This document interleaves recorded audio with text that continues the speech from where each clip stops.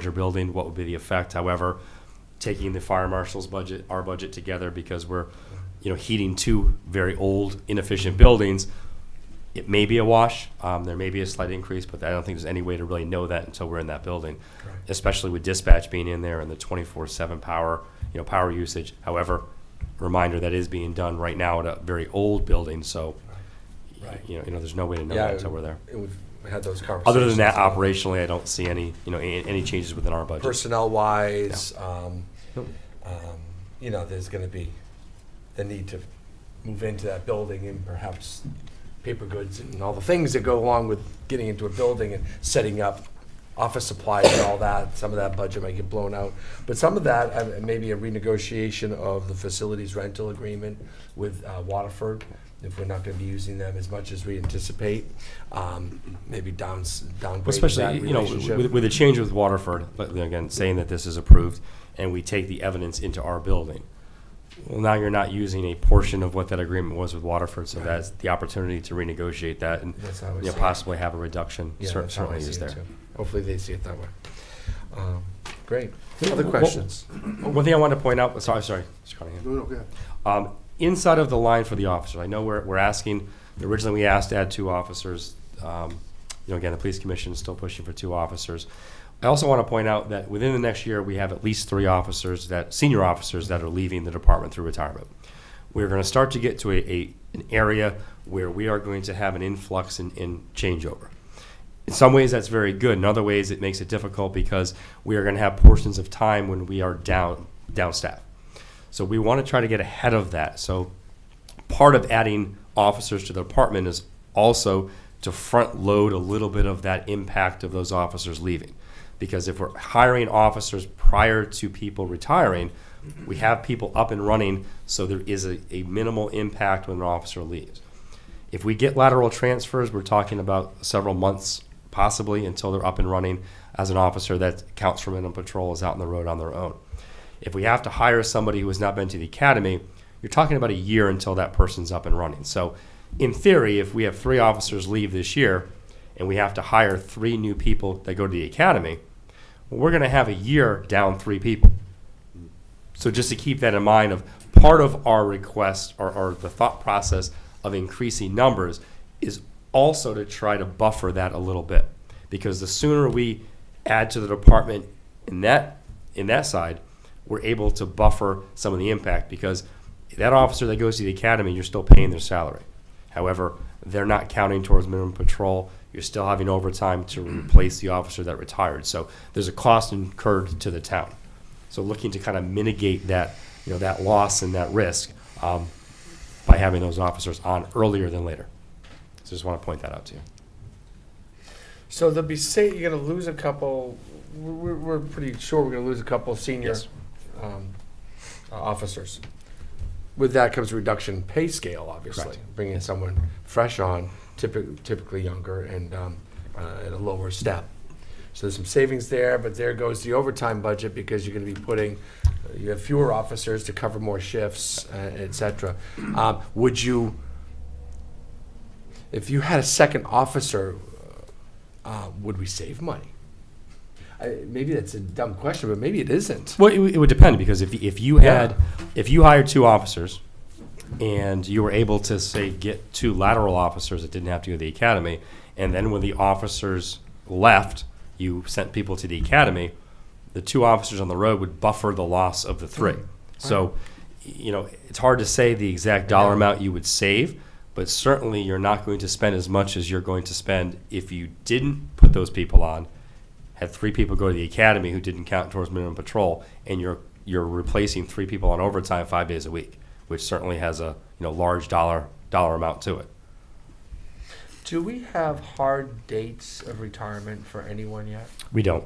No, we have This a. current- okay. I just know that through conversations, there's 3 people that have indicated that this in the next calendar year, they will be leaving through So retirement. we really can't do the Sergeant Mike and Anna have sat down over the last bunch of years when we were going independent and all that, and really worked up numbers right down to the penny on a lot of things. But this is very difficult because It is. it's moving targets. It We is. don't know when they're retiring. We don't know who we're hiring and at what level. It's moving target, especially because there's an enormous difference between the ability to bring a lateral transfer on, like we just did with this last last officer that left. We had minimal impact when Officer Bresnan left because we brought Officer Santello on. She was on the road within a month, a little over a month on her own. So there was very, very little impact. If we don't get a lateral transfer that we bring on and we bring someone to the academy, again, you're talking well over a year until they're a viable person on the road counting towards minimum patrol. So that year is going to cost you in overtime. Who decides lateral or newbie going to the academy? Is that a police commission thing, or is that how are you going to determine that? Well, that's so basically, we will go out as we did with this last opening, advertise it, see if there's laterals that are certified officers that are interested in coming. There's an interview process that takes place, and then those interviewees are presented to the police commission. I can envision if we did not get laterals that applied, then we would have to go to the Law Enforcement Council entry test and try to get officers that have not been to the academy, are not certified. So there's a big difference between those two. A certified officer only requires, to be put on the road, and we determine when they're able to go on their own. An officer that is not certified has to go through the academy and then a set 400-hour FTO program. So the state statute guides when they can, viably go on their own, unlike lateral transfer, which we can put on at any time. Just one last question, and I'll move it down the line, because it dovetails to this. Wouldn't we be a desirable town? I mean, if we're putting a help wanted sign in the window, aren't they all pouring into East Lyme? You would hope. The last ad we put out, we got an outstanding officer who came in here. We had 3 that applied from different departments. So certainly we would make that same effort again. Yeah. With laterals, I have had conversations with officers from other departments that are interested in coming here. A lot of it comes down to timing, when they could retire from their department. And what you're looking to do with a lateral transfer, yes, it's great to get somebody who is only a few years on, has some experience, and wants to come to your agency. A lot of other times you get a retiree, and what you try to do is find somebody that is a retiree that is not ready to end their career. You're looking for a retiree who has done the years they need in their department, but they still have many, many viable years left in them. There's a lot of examples of lateral transfers that have worked out very well for agencies. I've had the experience of hiring 10 of them in my my law enforcement career and hiring that have all worked out very, very well. All lateral transfers, some that had 25 years on, some that had 2 years on. It all depends on the situation and the scenario. So, Mr. Cunningham, I think you had a question. Well, it got answered.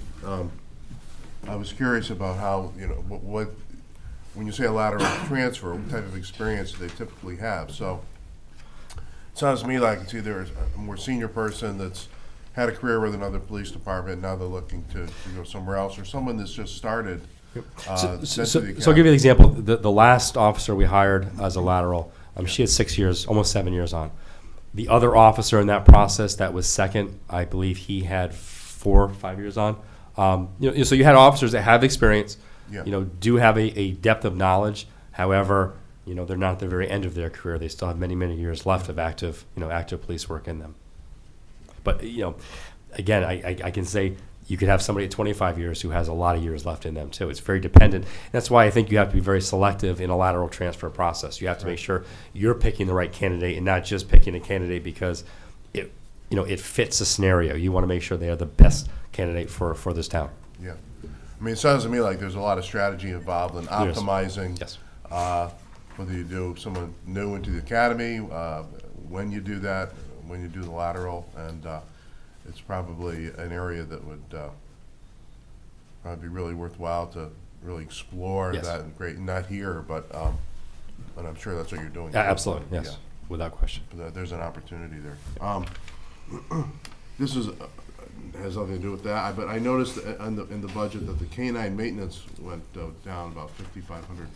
I was just trying to figure. It was $9,031. No, that was an anomaly. So that's an actual expense. There was a medical issue on one of the canines. Oh, okay. So we had to transfer money from another area of the Gotcha. budget to It would meet normally those. be that much. No, it was a veterinary bill that Yeah. Canine Knox had some medical problems that had to Right. be taken care of. Okay. Thank you. Can we say Knox? That might be a HEPA violation.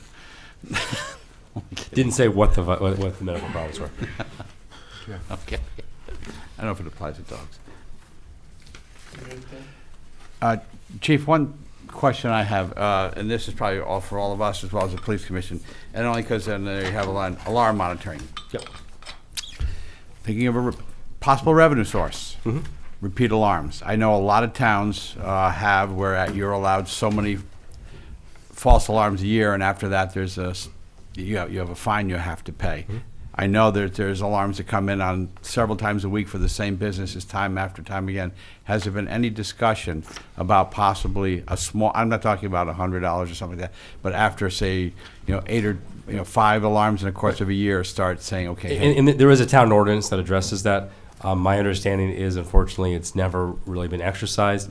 There has been a conversation very casually at the police commission about the possibility of exploring that when we look each month at the statistics with the number of alarms that we go to. And that would also encompass the fire department, because it's not just security alarms, it's also, fire alarms also. So I certainly think that it is something that is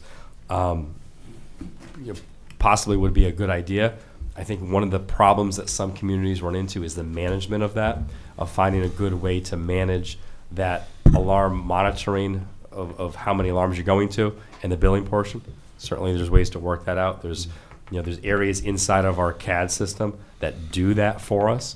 So it's something definitely to explore. Do you know what the ordinance, how much it is, what the fine is? I think it was after 3 times, 25. 25 is what it And then it escalates? It Yep. escalates. 25 on the 4th time, 3 freebies. And is that an issue? Yeah, absolutely it is. Yeah. Yep. I think, when you look at our calls for service, some months we have up to 80 alarms that we're going to, and I can't speak for the fire department for fire alarms, and, that's another probably large area that they're responding to also. Sure. So certainly it's something to explore. Okay. Anything else? Yeah, the There you DMS software is really being covered by a decrease in the scheduling software. Yes. So it's no net increase across those Exactly. 2 line items. Mm-hmm. If you do have the 3 retirements and you are to replace them with academies, you're most likely gonna fall short on your overtime unless the delta in salaries covers it. Absolutely, yes. What's your feel on that? Worried. Close? Yeah. I mean, I think it's, if we have to send 3 people to the academy, first of all, trying to get 3 academy seats at the same time for a small town is almost impossible. So that may pose a different difficulty that we may run into. But certainly, I think we're going to have some issues in overtime if we have to hire 3 people to go to the academy on those replacements. Do we pay for the academy? We do not. We pay the salary of the officer, but not the academy. The academy itself is not a cost. Chief, has there been any discussion with the police commission and yourself about possibly, you can have an eligibility list for people so that if you do have an opening and you do, maybe you do that mix and match where a couple people you hire laterals, somebody goes through the academy because it's nice to bring in, some, fresh blood sometime or someone who's brand new. Has there been a thought to possibly getting a list together? I would say at this point, no, simply because there's such a dependence upon time of year and situations and scenarios. When we have a good idea, somebody's leaving at an anticipated date that's coming up, we certainly will take that route. Mm-hmm. Unfortunately, to do it now, let's say we did it and nobody left until November, well, you may have some very viable candidates that became available in August that weren't part of that process. So I don't want to cut ourselves short by doing it too soon. So as Mr. Daigle said, it's kind of that balancing act of really playing the cards and saying, what's our best timing here? And that's based on the information we get from our officers and when they're going to leave. Okay. And then in your last hiring, you said you had 3 lateral applicants? We had 3 applicants, and again, it was our first, try as an independent agency. Again, we got an outstanding candidate. The top 2 were outstanding candidates. So we really hope that we can recreate that and kind of, multiply that in this next go around. Okay, and my last question is, you said you were on track for your overtime budget of $307,000. Yep. And in 2018, it was 17,000 higher. Was that due to the medical issues we had that year? where we had some Right before I absentee? came in, actually when I came in, we had multiple officers who were out with injuries. Okay. So I think there was an impact from that. I'm hopeful based on the fact of, we did have a fatal accident, the homicide, some, large cases that kind of took a little bit of a bulk of overtime in the December, January timeframe. Now that that has settled out, we should be back on track to be pretty much right on for that. Thank you. Doing an outstanding job with a very big budget, a very complicated department, and we appreciate your time and talent. Just Sergeant Masick had one thing on the power DMS. Just as in the past, a couple of things where we try to make this operation a little more efficient and not wasting man hours currently. So with that Power DMS software coming on, just to give an example, right now I'm scheduling an audit with a compliance officer from the police academy to come down.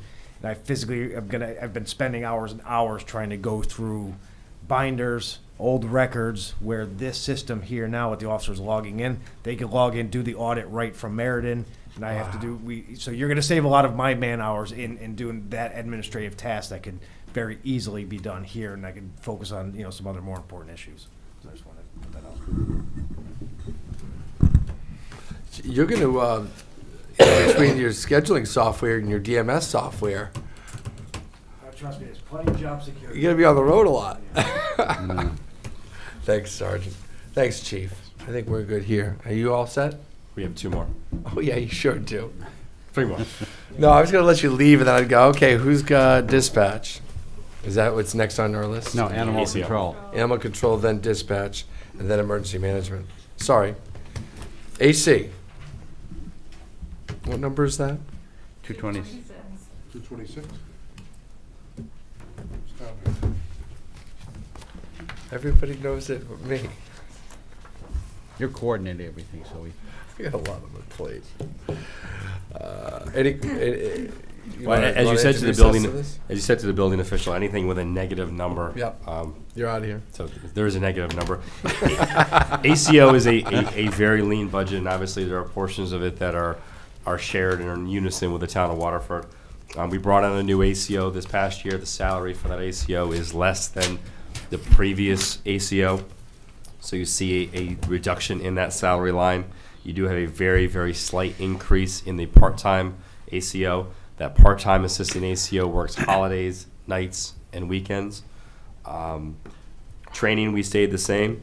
We have a reduction in the veterinary line. One thing that was requested by the past ACO was an increase to $10,000. We have not realized a need for that. And in conversation with the current ACO, we're comfortable in reducing that $3,000 to put it down to $7,000. That is really kind of a safety net, because if we bring in an animal in that we take custody of for whatever reason, and there's a significant medical issue, we incur the cost of that issue if we legally have to have that dog. So, I hate to say it's a target that is very difficult to pin down, because we never know. We may use $1,000 for the year. We may use $20,000 for the year. But as we saw with the K9 Knox this past year, the medical issue that dog had was about, I think, $7,000-ish. So the possibility is there for a dog that you bring in to have to, seek medical attention. So it's an unknown. Questions? Anna, why are there two training line items, one for personnel services and then one under operating expenses? So the one that's under personnel is when we have to pay the ACO to be at training. His The one salary. that's in operating is for like training supplies. So that's Because we it. have different account, like we have an accounts payable account and we have a payroll account. So they're tied to the cash accounts that we have. So it's more an accounting issue. But while they're at training and getting paid, isn't it, it's not part of their base salary already? It's typically on overtime, Okay. additional hours. Additional hours, okay. So one thing too is, if we have an ACO that's away to training, we have to have somebody here covering for them. So it's a double hit, really. Got it. Thank you. Question, Paul. Anything else? Okay, you guys are done. We'll bring up dispatch next. That's fun. Oh, that's you guys? Yes. All right, now I'm getting the hang of it. Yeah, I got it now. Thank you. Chief? So one of the more complex issues with becoming an independent police department and taking over the oversight of dispatch has been the management of the staffing. We are very heavily dependent upon a part-time staff in our dispatch center. Unfortunately, you have very, very competent part-time people, but limitations in availability, which are always coming and going. You have dispatchers that have full-time jobs, they have families, and their availability is not always as consistent as we need. Currently, we have 10 part-time openings per week. That is with nobody taking any days off. That is on the weekends to cover all of the open shifts to make sure that we have people in the chairs for staffing. We have about 12 part-timers, and again, just do the math. There's 10 open shifts every week. That's without anybody taking a day off during the week that has to be filled, and you have 12 part-timers. What that's caused, unfortunately, is we have a difficult time sometimes filling those openings. When we can't fill it with a part-timer, we have to pay a full-timer overtime. There's a double-edged sword there because not only does it take a hit on the budget on the overtime side, it also causes a little bit of burnout with our full-time staff. We've had weekends where all 10 shifts are being filled with full-timers on overtime. That's really an unmanageable situation and scenario. So one thing we're looking to do is kind of a little bit of a drastic change this year. In doing this, we're going to have to also negotiate some changes with the union. We're looking at possibly shifting some schedules of the full-timers. Right now we have 5 full-time staff. We're looking to make a change and add a 6th full-time dispatcher, but moving the schedules around a little bit and reducing, based on some example schedules of other departments, reducing the part-time shifts from 10 to 5. In doing that, I think it makes it much more manageable for us on a weekly basis to fill 5 part-time shifts versus 10. Your staff of 12 part-timers, their availability should be much greater. In the event you do not have a part-timer available, you're obviously going to decrease the number of times you have to fill it with overtime. So I think this is a win-win because it allows us to better manage the schedule, provide less possible burnout for our dispatchers, but also have a better known inside of the budget. You'll see in this current year's budget, the overtime side has really taken a hit because of those shifts where we could not get a part-time dispatcher to be available. So if this is approved, obviously it's going to take negotiations with the union. We've had preliminary discussions. They are not opposed to schedule changes and trying to make this work because obviously it's an adverse effect on them with the number of order-in shifts that they have to have on the weekends. So it's not the most advantageous for anybody to be working this way. Mm-hmm. You're confident with this budget? Because you got a lot of chess pieces moving around on this board. Cutting down part-timers, increasing by a dispatcher. And in all this, you're leaving your overtime account the same. Right, because that's worries me. That's the not known because Yes. we still have to account for the full-time dispatchers, vacations, sick days, holidays, everything else that is innate in that business. Remembering it's a 24/7 operation that does not close its doors. We have 2 people in the chairs every shift except for the midnight shift, and that's not the most ideal to only have one over the midnight shift, but we just don't have the staffing to do that. Conversely, Waterford has 2 people around the clock. They have 9 full-time dispatchers and 3 part-timers. We're working right now with 5 full-timers and 12 part-timers. Okay. Questions? Other than that, we have a slight increase to the training payroll. One thing, that we're still going to have to do is bringing some, if we get this additional person, sending them to the specialized trainings they need to go to. That's $1,000 extra just to do that. Other than that, there are no changes in the dispatch budget. Okay. Questions? Your uniform budget covers full-time and part-time, or just Yes. full-time? All 17? It does, yep. And again, part-timers may need just one shirt because they're not working that often. So really the impact is nominal. Thank you. This is what happens when you have somebody at the helm keeping his eye on the ball. Really good budgets all the way through so far. And you have emergency management as well.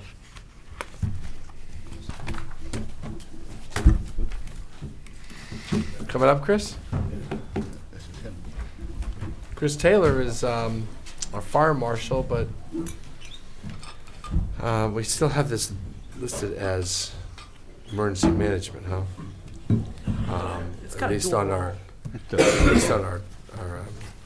agenda, it is 224. Public safety. Yeah, but on our agenda, it's emergency management. So, you share this. You share some of this. Why don't you walk us through some of the highlights and some of the good news on a lot of this? Well, let me just start with one part of it is, there's also, I think, a realization that if the referendum tomorrow is to pass, there are some issues, and it may not, depend on timing of when this actually takes place. There are some areas inside of the police department budget and emergency management, because emergency management budget for a facility takes care of dispatch. So the telephone lines, some of that portion of it. So I think you're going to see a reduction because the telephones in the police department and the telephones in dispatch are paid for separately. We're going to be able to meld part of that, and have a reduction. Now, again, it'll be several $1,000s, not a tremendous amount, but I think those are the places where we're going to see some efficiencies in these two budgets. So I just want to point that out to you. That's a good point. Item 211, part of Mike's salary is actually paid through nuclear safety and the EMD salary. So I think it comes out to, what, $33,000? About $35,000 is paid for by nuclear safety and EMD money. Louder? Yes. So, like I said, $33,000 approximately of Mike's salary is paid out of EMD and nuclear safety money. And then there's my salary in there. The rest is more of an increase in, what was it, 2.5% increase we had? Question? Yeah, I thought it was 10,000. Yeah, he has a $10,000 stipend, Okay. but part of his overall salary, I apologize. So basically, there's a revenue coming to the town that offsets some of my police chief's salary as well. So in overall, we get a stipend from chief, $10,000. I don't get it. Yeah, Town gets it. the town gets it. A reimbursement, I guess, Oh, of boy. $35,000. It's just because of the number of hours needed to do millstone type Right. activities. So they base that upon how much work we're doing. Our EOP we Millstone. updated this year. So it is a lot of work. There's a lot of paperwork with it. And it's minimal right now, but shouldn't that stipend also be on the gross wage increase, the GWI? His EMD salary that we started with really should be, also have an inflation guard on it. Rather than us, I don't know, renegotiating or being stuck with a very low number 5 years from now, and then, so we should actually go back and calculate what it is this year for this current salary, and then next as well. Just thoughts there. Sure. Sorry, I overlooked that in the past. I guess part of our budget's kind of hard because a lot of our stuff is intertwined with emergency management and fire marshal's office. So Right. it's kind of hard when you look at my budget because a lot of the stuff for radios, radio contracts, internet, phones. If the referendum does pass, a lot of that stuff goes away because we're going to be in one building. The phone system I have currently in our office can be carried down to the new building. And stuff like that. There's a line 213. Before in the past, it was always listed as part-time fire marshals, but it's always covered part-time fire marshals, the EOC staffing, which we get reimbursement for during drills, and also some contractual stuff this year with Julie Wilson comp time, so we had to cover that in this year's budget, somewhere to take money from.